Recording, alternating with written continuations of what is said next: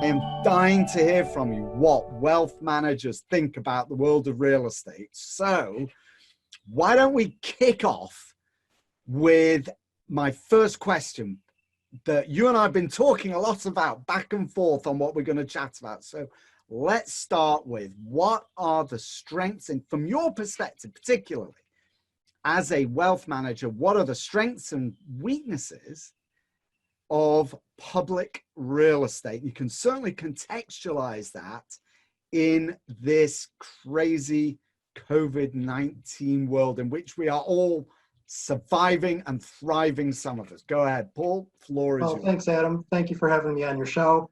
And I'm happy to speak to your crowd and help investors. We're helping small businesses and investors right now. We can't move fast enough. We can't get to enough people.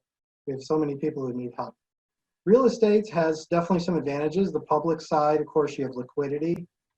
It's public, so you can track it, and there's better transparency.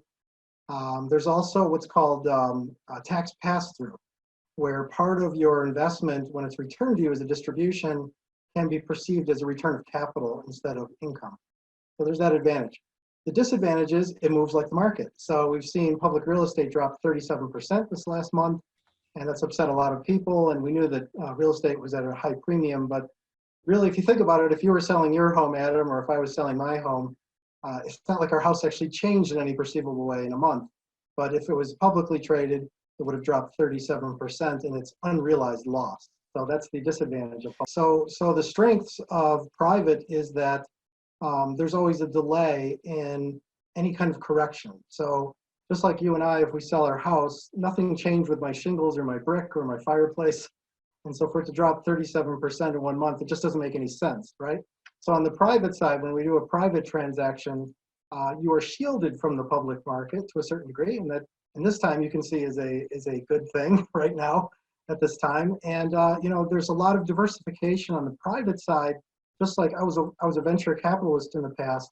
On the private side, you tend to see new ideas. You tend to see better, cheaper, faster ideas.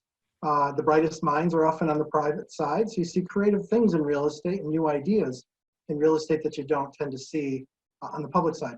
The weakness is, of course, lack of transparency. It's not traded, lack of liquidity. It's hard to get out of it, right? Because like you and I trying to sell our house, we need a buyer. And if the buyer backs out, we don't sell our home. And if they don't come to the close, we don't sell our home. If the loan doesn't come through. So there's a lot of limitations on the private side that would dissuade people.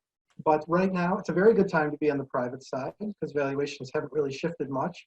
And the market is active. And there are a lot of great creative ideas.